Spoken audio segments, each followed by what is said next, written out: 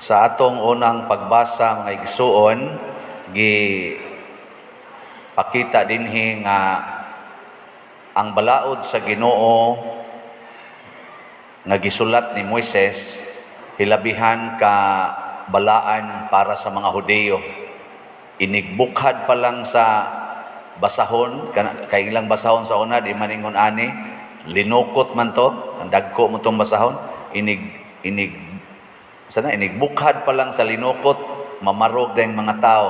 Muna ang atong gospel, mamarog sadta inigbasas gospel. Nya human, gipasabot nila ang balaod. Mga pari, daghang ito ni konselebrate ni Esdras, mga daghang impari, gipanghinganlan. Nya ilang gipasabot. Pagkasabot na, nakadungog ang mga tao, matod pa sa unang pagbasa, nang hilak sila pagkasabot nila sa balaod. Kamo, nakasuway mo nga mihilak mo, kay nakabati mo sa Ebanghelyo. Tingali mo, hilak mo, kay wa na mo'y atop, wa na mo'y balay, nabungkag sa bagyo, orang imo tingaling anak, himatyon, imong mama, masakiton, or imo bakang bana, mo na atong hilakan. Pero minus kay ta nga mohilak tungod kay nakaamgo ta nga daghan kay tagkalapasan sa balaod sa Ginoo. Kana bang inigkabati nimo sa Ebanghelyo or sa pagbasa, makaamgo din kadaghana din akong sayop, no? Nya mo tuo din nimong luha sa kadaghan sa imong sayop, nakasuway na mo ana. Oy, kasagaran nato magsige lagi ngon, di na mahimoy sa una, pero karon nanglitan makabati mo sa pulong sa Ginoo nga moingon nga ibaligya ang tanan o gihatag ang halin ngadto sa mga kabos. Alaot kamong nahigugmas kwarta kay maugid nay babag sa pagsud sa langit. Muhilak mo aning pulunga, makabati mo. Or moingon mo, adi sad mahimo. Oy, ato ko nang ipaning kamutan nga sa kwarta ko na. No. Adi mo, muhilak. Gikano, lingi ako na imong tupad, pangutan ing na ganahan kang musunod sa pulong sa Ginoo. Oy, kasagaran nato, musupak yun, musupak. Dinhi sa atong tubag sa Salmo, gipahinumduman ta nga nag-ingon. Unsa to'y tubag na to? Ang imong mga pulong o Ginoo, espiritu o kinabuhi. Mao di ay ang mga tao sa una mohilak tungod kay nasayod sila nga kun musupak tas pulong sa Ginoo, wa natay espiritu. Pasabot, wa natay gahom, kay ang espiritu man mo'y tagiyas tanang gahom. Nya wa na sa tay kinabuhi, mamatay ta. Muna karon wa natay gahom nga isakbang aning COVID. Magsigi na lang siya kusab-usab, ma-Omicron na sad, Delta na sad, sige lang yapon tang tap-tap, wa na tay gahom. Nya hapit na sa tawa na kinabuhi, mga tiwasuno na kay tagnaong. Nga naman, kay sige gitag supak sa pulong sa Ginoo. Kinsa dinhi ang di gyud mo supak sa pulong sa Ginoo, kanang wa gyud pulong sa Ginoo nga iyang gisupak, taas ka bang? Wa gidi mo paubos na lang sagko. Kay mo ra mag-uwaw sa paminahon, kita'y taas-taas kamot. Aw-ambot ko kahangad sa choir na baka to ni isa diha. Wa gyapon. Oy. Kaning akong loyo ni isa ni sila dinhi. Wa gyapon. Mao na. Unya kay espiritu man og kinabuhi, wa natay gahom. Nganong si Kristo ba, purti man kagamhanan. Ang mga buta makakita, ang mga bakol makalakaw, ang mga bungol makadungog, ang amang makasulti, hasta ganing patay iya mang buhion, ang mga yawa iya mang papahawaon. Nganong gamhanan kay siya? Nganong si San Vicente Ferrer perti ka milagroso, hasta ganis Bishop Chupilo Kamomot nga wapa gani madeklarar nga santo, daghan na kay gahom gipakita. Ang mahal nga Birhen Maria, purting daghana sa gahom ipakita, mga milagro, uban pa. Nganong ingon ana na sila? Tanawa ra gud si Hesus diri sa atong Ebanghelyo, pag human ginyag basa sa basahon sa pulong sa Ginoo, niingon dayon siya, Sa tiyang gisulti diri. Ingon siya, kining bahina sa kasulatan natuman karong adlawa ingon sa inyong nadungog nga gibasa. Kinsay nagbasa? Wa mo maminaw sa Ebanghelyo. Kinsay nagbasa? Si Jesus. Kinsay niingon nga natuman kini karong adlawa sigon sa inyong nadungog nga gibasa. Pasabot kanang mubasa diri sa pulong sa Ginoo, mutuman sa nas pulong. Nya kumusta man tong nagbasa diri? Apil na rin di adiri. Apil na sa ning di adiri. Apil na sa nang naminaw diha nga nag-ingon daygon ikaw o Kristo. Mutuman mo sa pulong sa Ginoo. Ha? Kinsay mutuman ta sa gawot. Unsam din yung gisimba din nila. Unsam? Sige. Ato na lang ning tagaag. Kuan, example. Sa ikaduhang pagbasa, niya example din sa pulong sa Ginoo. Ang balaod des Ginoo nag-ingon, nakitang tanan, membro sa usa ka lawas ni Kristo, nga dunay daghang mga bahin. Unya, ang matag membro kuno, ang matag bahin, wa magka kaning bahin-bahin, wa magka buwag-buwag. Kung dili, nagka dugtong-dugtong, nagkahiusa. Unya, kung unsa kuno'y bation sa usa ka bahin, bation sad sa tanan. Kung masakitan ang usa ka bahin, masakitan ang tanan.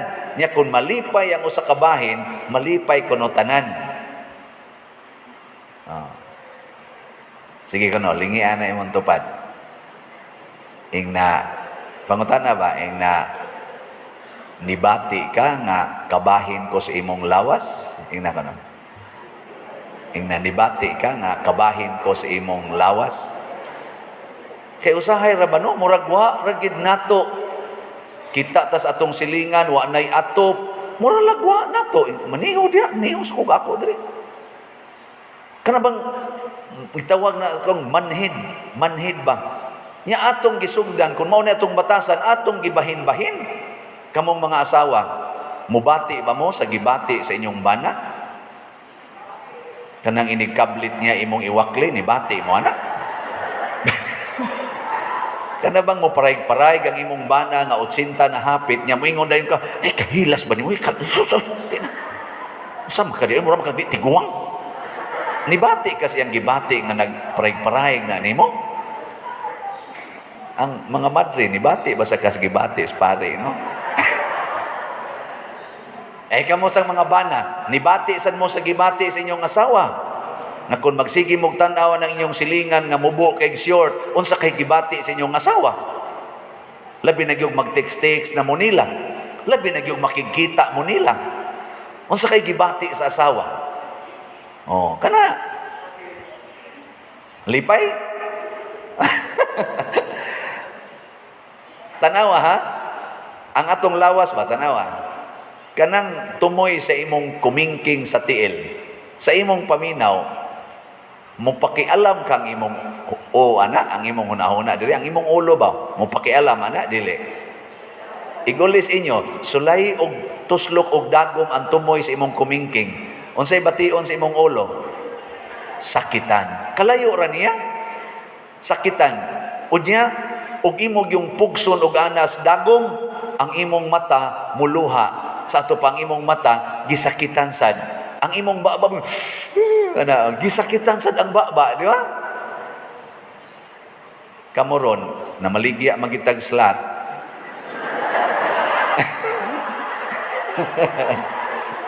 Ni bati mo. Ni apil mo. Ako lipay kay kustanan kay maligya tag slat katong DMC, Divine Mercy and Charity, para ipalit nato sa mga atop. Nag-request nato dinhi mga 690 ka mga pamilya. Nawa na sila'y atop.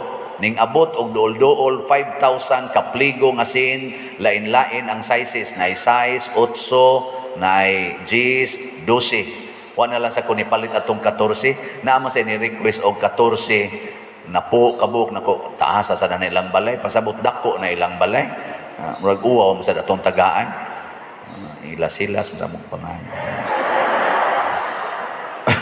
Na asay uban mo request sa dog 12 ang gitason unya 32 ka pligo. Naku napulay ibutang anak. So nang kay 32 ato pa inigladlad ato dako-dako ginang balaya. 12 gud ana. Isagdain na sila dangatan la dia. Ang maximum lang napo. So makahatag ta og mga 690. Ang atong magasto ani dool-dool 1.8 million. Diin man ni kisa may nang hatag ani kamo sila hangtod dito gawas nasod ng hatag ani nibati sila nga kadtong tua sa antugop nga nawad-an og atop mibati ang taga Canada ang taga Australia nga kabahin siya sa akong kinabuhi. Di ba? Kanindot ana. Awa mo nindot pakpakan na to ang mga nibati naatay natigom nga kwarta nga mga 1.8 million kapin. Kanindot ana para sa DMC mo na ato na nang i-close. Nya ang lawas bisag i-close nimo ang panginahanglan sa usa naa man say panginahanglan ang laing bahin. O ato na sang gi-open ang bag-ong slot. Kadtong atong Heavenly Joy tag 300 per slot. Open pa na karon kutob karong Sabado inigpista nato. Unsa man ning Heavenly Joy?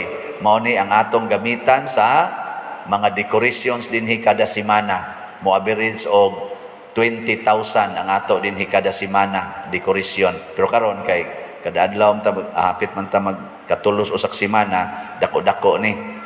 Nya ato sa nang gamiton sa atong monthly feeding ngadto sa prisuhan diha sa Liloan Municipal Jail. Karong Martes moy ato ditong schedule nga mumisa ko nya mohatag tag pagkaon.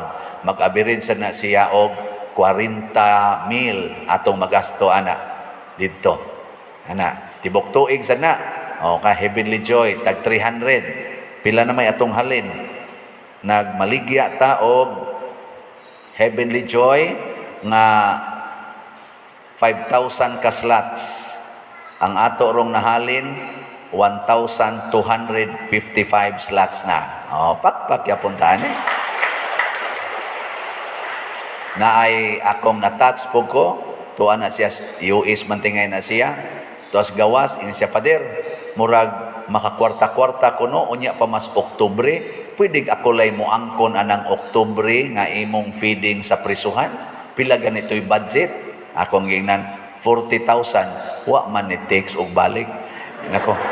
Pero Oktubre pa man sad basig ako na lang to gi-consider nga ganaganing part na kay siya angkos Oktubre. Pero wa ni takes og balik pagin ako 40,000. Awa pa sa gwapa to madawat nako ang iyang takes ba. Ana. Nindot na nga bisag layo pa ga budget na siya daan. Kay para sa mga pinirisong mga way-ayo mga tao nga atong gitawag diyang mga way-ayo. Adi aprisuhan ganahan mo higugma na mga piniriso. Di pero nganong nibati man ang tuas gawas nasod para nila maunay ekspresyon sa lawas ni Kristo. Bisag layo kay ta mubati ta. Nya kay naa man sa ta dinhi atong kuan karon, atong kaning sana pista ni Santo Niño karong Sabado. Mugasto man sa ta anig mga 500 to 600,000 aning pistaha. Ganahan mo mamista. O kana naa sa tay slot ana. Unsa may atong slot ana para karong Sabado. Gitawag nako ni og halad ang gugma kang ninyo. Ang abbreviation hagkan. Halad ang gugma kang ninyo. Tag 500 per slot. Adi mo ganahan? Halad ang gugma kang ninyo. Ana. Or si Kristo ani musulti, halad ang akong gugma kaninyo.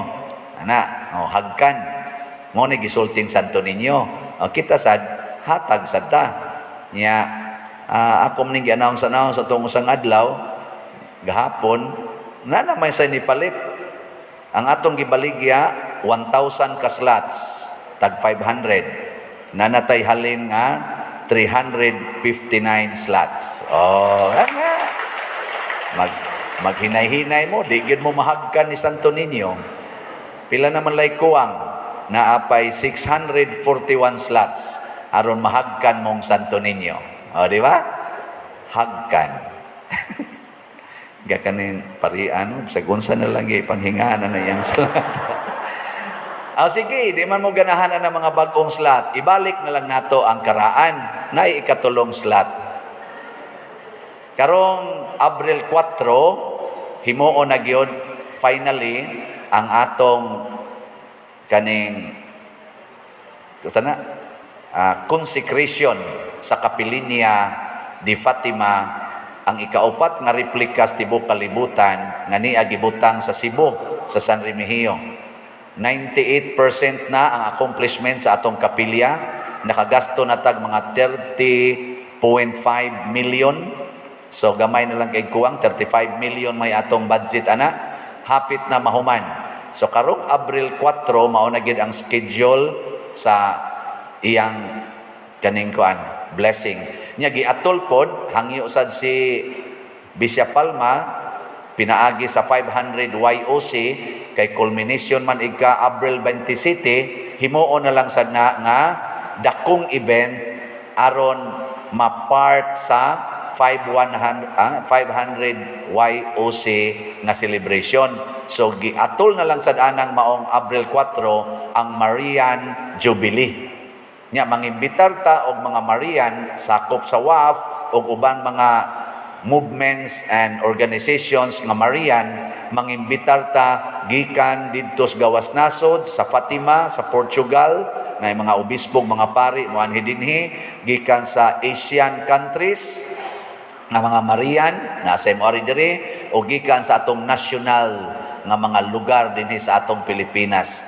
Dako-dako ng event niya magkinahanglan tag mga 10 million. Kay nag-constructed tong mga CR, ato pang gipanindot ang daan, mamutang tag mga suga, ang sound system, kinahanglang internationally kanaganing align, ang atong mga network, kay i-live man na siya throughout the world. So dako kay na nga event. Nya, stipend sa pari. Dako. Kaon sa pari. So dako mga 10 million. Nya kita gyapon mo igisandigan, hinumdo mo nga natukod ni natong maong Kapilinya ang kwarta ani nakuha natigom ra nato og duha ka buwan, August 8, 2021 to October 8, 2021 nakuha nato ang 31 million kadtong Mother Mary's Healing and Deliverance slots nga tag 1,000. Karon ang atong gikinahanglan 10,000 ka slots sa Mother Mary's Healing and Deliverance. Ato na lang gining lahuson. So kamong tanan nga nakapalit adtong pagtukod sa Kapilinya, pamalit sad mo karon sa consecration sa Kapilinya. Di ba? Nindot ka paminaw, no? Aron maapil mo sa pag-consecrate, dili lang sa pag-erect, hasta sa pag-consecrate, apil sad mo.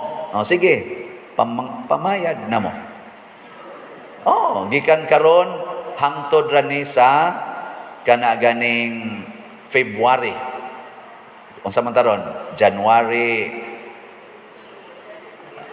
Kutob ra ni sa February 28. Kay ini ka March kinahanglan kuno matud hangyo si Monsignor Ruben may untag matigom sad nato na ang kwarta Father Sian ang 10 million kay para di na ta kulbaan kung naa ba tay ikagasto inig-abot na sa panahon.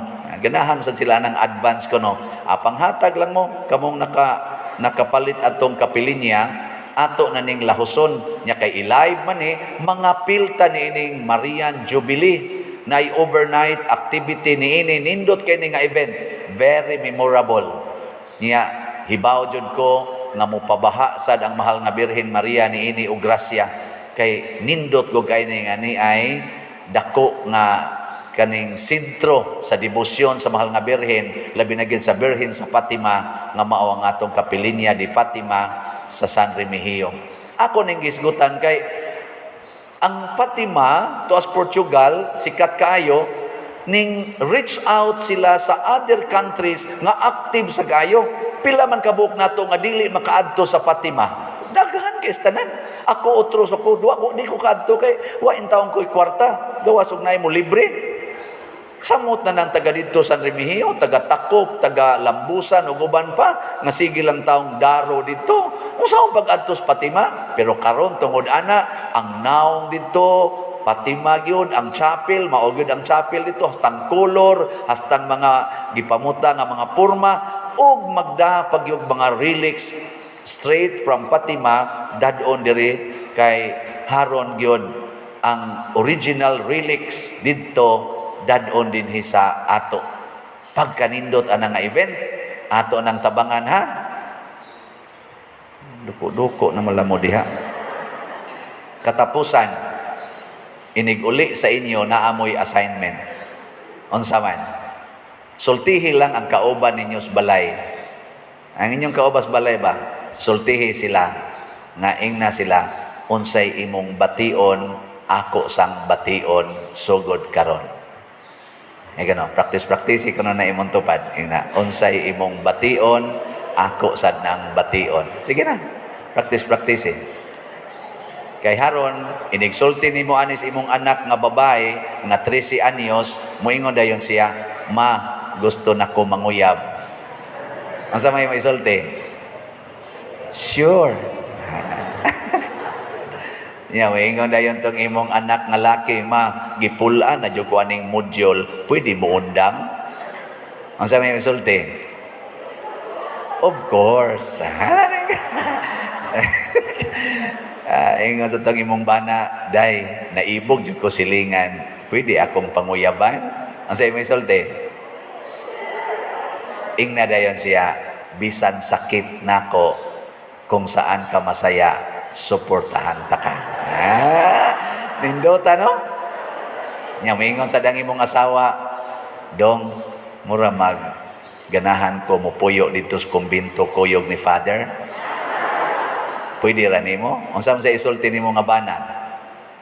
Kung mao na, magli-minister lang sa ko. Ato na ka, kuyog mo. Puyo mo sa kumbinto, kamong duha. Ayaw tong imong asawa papuya, kay patay pare ana. Sige na, manindog na ta.